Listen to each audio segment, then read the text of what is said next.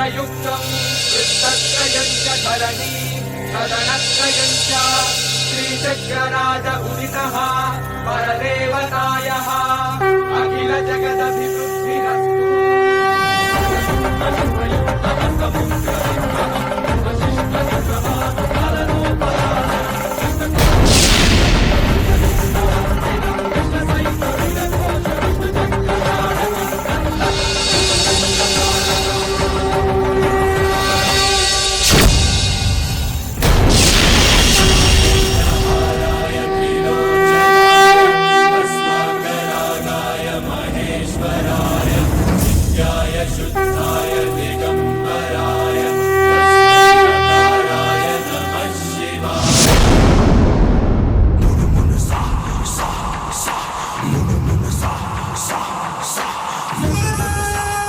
ಅಲ್ಲ ಕೊಡು, ಊಟದ ಟೈಮ್ಗೆ ನೀನು ಕೆಳಗಡೆ ಬರೋದಕ್ಕಾಗೋದಿಲ್ವಾ?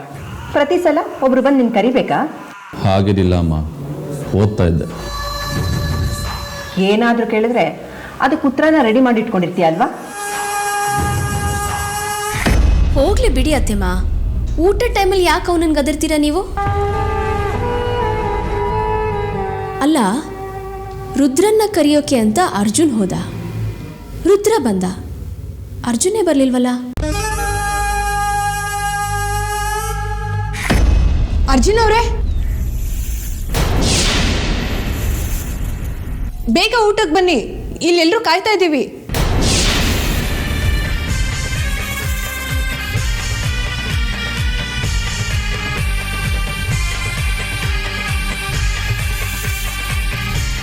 ಅರ್ಜುನ್ ಅವರೇ, ನಿಮ್ಮನ್ನೇ ಕೂಗ್ತಾ ಇರೋದು.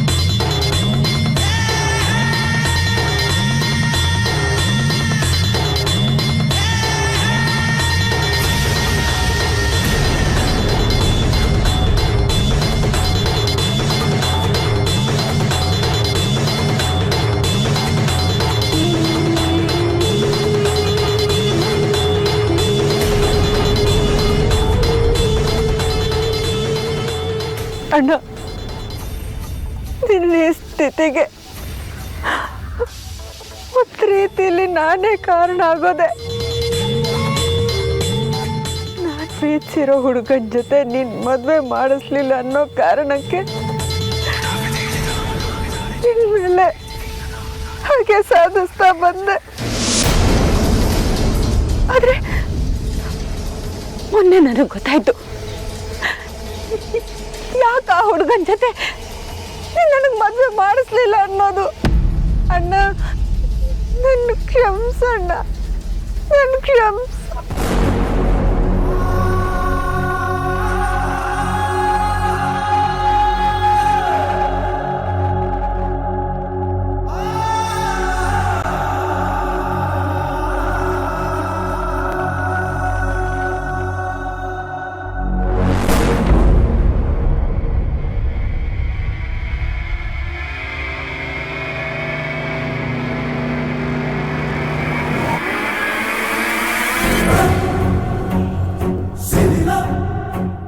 ಬಾಬಾ, ನಮ್ಮ ಅಣ್ಣನ ಈ ಸ್ಥಿತಿಗೆ ತಂದಿರೋ ಆ ನಾಗಿಣಿ ಮೇಲೆ ನಾನು ಸೇಡು ತೀರಿಸ್ಕೊಳ್ಳಬೇಕು. ಅದಕ್ಕೆ ನೀವು ನನಗೆ ಸಹಾಯ ಮಾಡಲೇಬೇಕು. ನಾಗಿಣಿ? ನೀನು ಹೇಳೋ ಆ ನಾಗಿಣಿ ಇಲ್ಲೆಲ್ಲಿದ್ದಾಳೆ? ಅವಳು ಎಲ್ಲಿದ್ದಾಳೆ, ಹೇಗಿದ್ದಾಳೆ ಅನ್ನೋದು ನಿಮಗೂ ಗೊತ್ತು, ನನಗೂ ಗೊತ್ತಾ? ಹೌದು ಹೌದು. ಯಾರದು? ಅಮೃತ.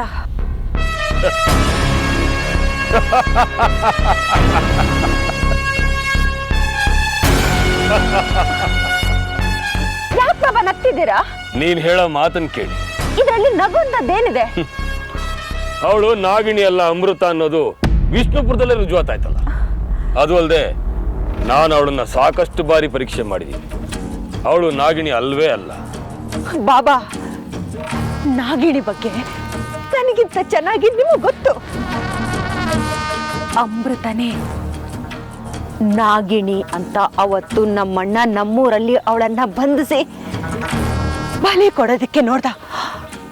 ಆ ದ್ವೇಷಕ್ಕೆ ಅವಳು ರುಜುವಾತಾಗದೆ ನಾನು ಯಾವುದನ್ನು ನಂಬೋದಿಲ್ಲ. ಅಮೃತನೇ ನಾಗಿಣಿ ಅಂತ ನಿಮ್ಮಣ್ಣ ಆಗ್ಲಿ ಅರ್ಚಕರಾಗ್ಲಿ ನಿರೂಪಿಸಕ್ಕಾಗ್ಲಿಲ್ಲ. ಹೌದು, ನಮ್ಮ ಅಣ್ಣ ಅದರಲ್ಲಿ ಸೋತಿರ್ಬೋದು. ಆದ್ರೆ ನಾನು ಬಾಬಾ, ನಿಮ್ ಸಹಾಯ ಸಹಕಾರ ಇದ್ರೆ ಆ ಅಮೃತನ್ನೇ ನಾಗಿಣಿ ಅನ್ನೋದನ್ನ ನಾನು ನಿರೂಪಿಸ್ತೀನಿ. ಸರಿ, ನನ್ನ ಸಹಾಯನೂ ಇರುತ್ತೆ, ಸಹಕಾರನೂ ಇರುತ್ತೆ. ಅದು ಹೇಗೆ ನಿರೂಪಿಸ್ತೀಯೋ ನಿರೂಪಿಸ್.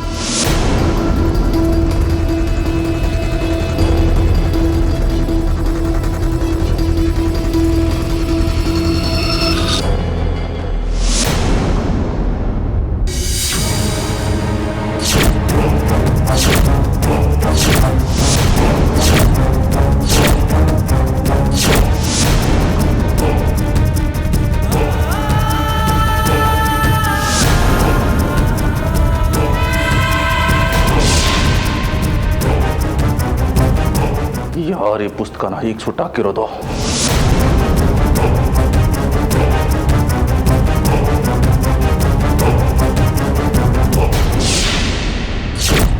ಚಿಕ್ಕಪ್ಪ, ಎಲ್ಲರೂ ಊಟಕ್ಕೆ ಕೂತಿದ್ದಾರೆ, ನಿಮಗೆ ವೇಟಿಂಗ್.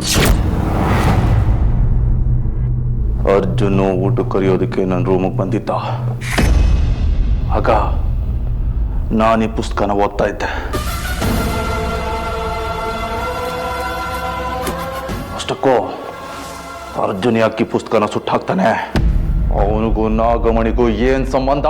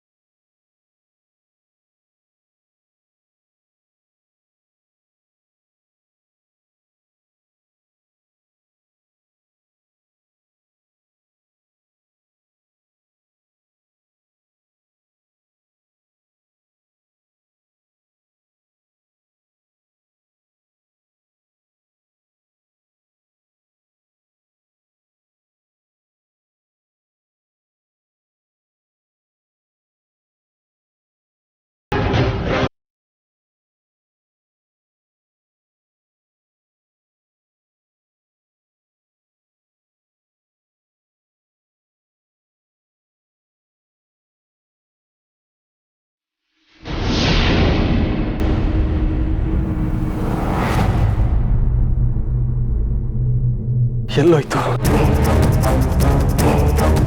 ಎಲ್ಲೋಯ್ತು ಎಲ್ಲೋಯ್ತು? ರೀ, ಏನಾಯ್ತು? ಯಾಕೆ ಹೀಗಿದ್ದೀರಾ? ಏನು ಇಲ್ಲ. ಏನೂ ಇಲ್ಲ ಅಂತ ನೀವು ಮಾತಲ್ಲಿ ಹೇಳಿದ್ರೆ ಏನೋ ಇದೆ ಅಂತ ನಿಮ್ಮ ಮುಖ ಹೇಳ್ತಾ ಇದೆ. ಏನು ಇಲ್ಲ ಅಂತ ಒಂದ್ಸಲ ಹೇಳಿದ್ರೆ ಅರ್ಥ ಆಗಲ್ಲ ನಿನಗೆ? ರೀ, ನಿಮ್ಮ ಹೆಂಡತಿ ನಾನು.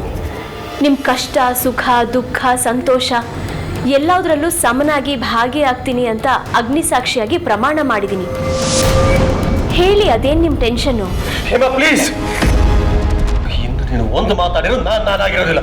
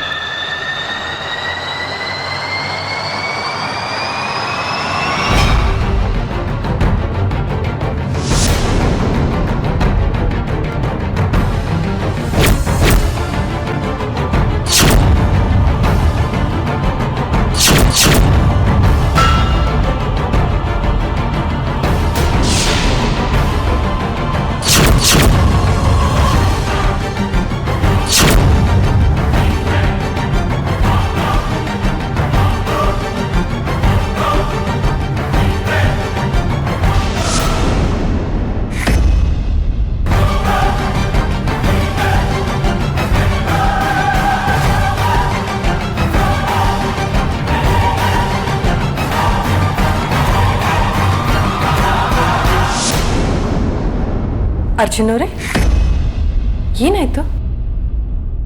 ಏನೂ ಇಲ್ಲ. ಮತ್ತೆ ಅದನ್ನ ಯಾಕೆ ಹಾಗೆ ನೋಡ್ತಾ ಇದ್ದೀರಾ?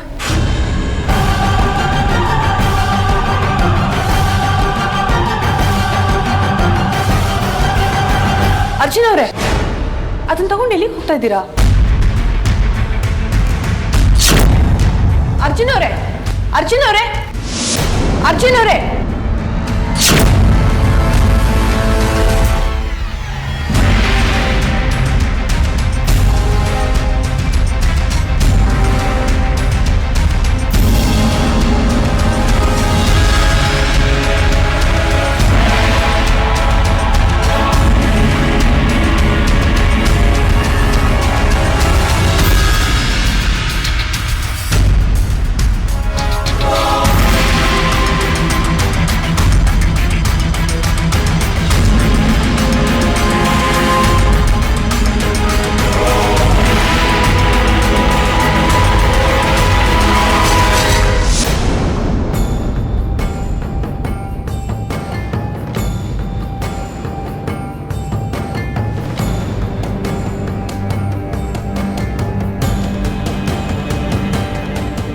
ಗುರುಗಳೇ, ದರ್ಶನ ಕೊಡಿ.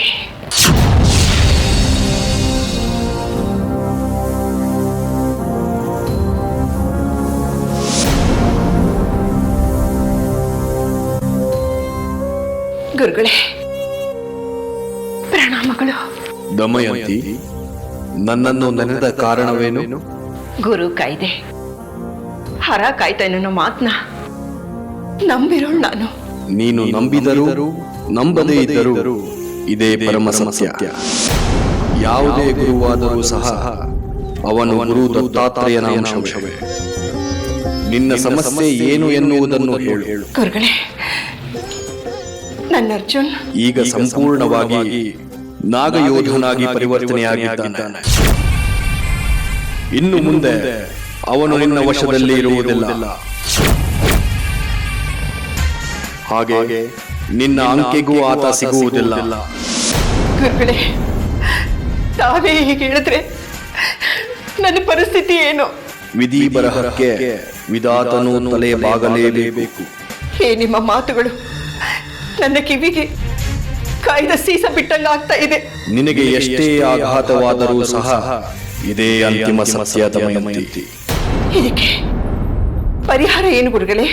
ದಮಯಂತಿ, ಪರಿಸ್ಥಿತಿ ಕೈಮೀರಿ ಹೋಗಿ ಸಾಕಷ್ಟು ದಿನಗಳು ಸಂದಿವೆ.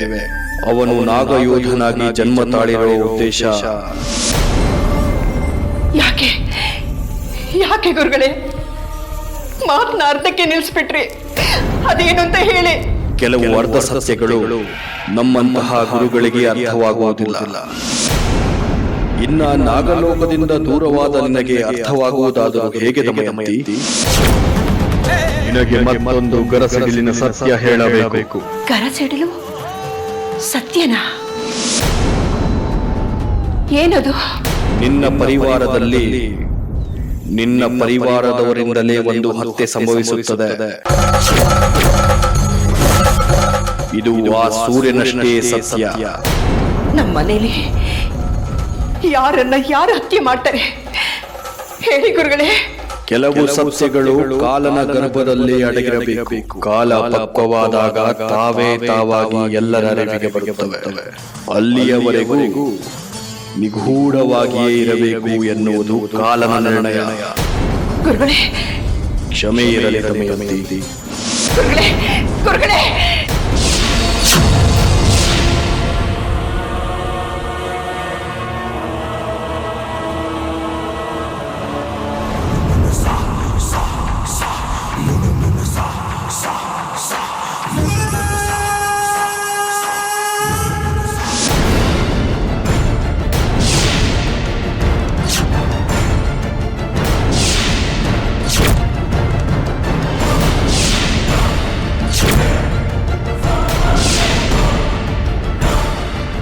ಏನು ಹಾಗೆ ನೋಡ್ತಾ ಇದೆಯಾ? ಏಯ್, ಮತ್ತ್ಯಾಕೋ ಪದೇ ಪದೇ ನನ್ನ ಬೆನ್ನಿಗೆ ಚೂರಿ ಹಾಕೋಂತ ಕೆಲಸ ಮಾಡ್ತಿದ್ದೆ ನೀನು? ನಾನು ಅಂಥದ್ದೇನು ಮಾಡಿದೆ? ನೀನು ತುಂಬ ಬುದ್ಧಿವಂತ ಅಂತ ನನಗೆ ಗೊತ್ತು. ಆದರೆ ನೀನು ಅಂದ್ಕೊಂಡಿರೋ ಮೂರ್ಖ ಅಥವಾ ದಡ್ಡ ನಾನೆಲ್ಲ ತಿಳ್ಕೊ. ನಿನ್ನನ್ನು ನೀನೇ ಮೂರ್ಖ ದಡ್ಡ ಅಂತ ಅನ್ಕೊಂಡ್ರೆ ನಾನೇನು ಮಾಡೋದಕ್ಕಾಗೋದಿಲ್ಲ. ನೀನು ಹೀಗೆಲ್ಲ ಮಾತಾಡಿದ ಮಾತ್ರಕ್ಕೆ ನಾನಿಂದ ತಪ್ಪಿಸ್ಕೊಳ್ತೀನಿ ಅಂತ ಅಂದ್ಕೋಬೇಡ. ತಪ್ಪಿಸ್ಕೊಳ್ಳೋ ಅಂತ ತಪ್ಪುನ ನಾನೇನು ಮಾಡಿಲ್ಲ. ಮಾನಿಗೆಟ್ಟು ದೇವರಿಗೆ ಮಾಡಬಾರ್ದು ಪೂಜೆ ನನಗೆ ಚೆನ್ನಾಗಿ ಗೊತ್ತು. ಅವತ್ತೇನೋ ನಾಗಮಣಿನ ಕದ್ದೆ ಅಂತ ನೀನು ನನ್ನನ್ನು ಕೊಲ್ಲೋದಕ್ಕೆ ಬಂದಿದ್ದೆ. ಇವತ್ತು ನನ್ನನ್ನು ಕೊಲ್ಲೋ ಅಂತ ತಪ್ಪನ್ನ ನಾನೇನು ಮಾಡಿದ್ದೇನೆ? ನಾಗಮಣಿ ರಹಸ್ಯದ ಪುಸ್ತಕನ ಯಾಕೆ ಸುಟ್ಟಾಕ್ದೆ? ಯಾರು ಹೇಳಿದ್ದು ನಾನು ಸುಟ್ಟಾಕ್ದೆ ಅಂತ? ಯಾಕೆ ಹೇಳಬೇಕು? ಅರೆ ಬರೆ ಸುಟ್ಟಿರೋ ಪುಸ್ತಕನ ನೀನು ನಿನ್ನ ರೂಮಿಂದ ಬಿಸಾಕಿದ್ದೇನೆ ನಾನು ನೋಡಿದೆ. ಅದು ಅಲ್ಲದೆ ನೀನು ನನ್ನ ರೂಮಿಗೆ ಬಂದು ಹೋಗಿರೋದು ನನಗೆ ಗೊತ್ತು. ನಿನ್ನ ರೂಮಿಗೆ ಬಂದು ಪುಸ್ತಕ ತಗೊಂಡಿದ್ದು ನಾನೇ, ಆದರೆ ಸುಟ್ಟಾಕಿದ್ದು ನಾನಲ್ಲ. ಇನ್ಯಾರು? ನಿನ್ನ ಮಗ ಅರ್ಜುನ್. ನಿನ್ನ ಮಗ ಅರ್ಜುನ್. ನಿನ್ನ ಮಗ ಅರ್ಜುನ್.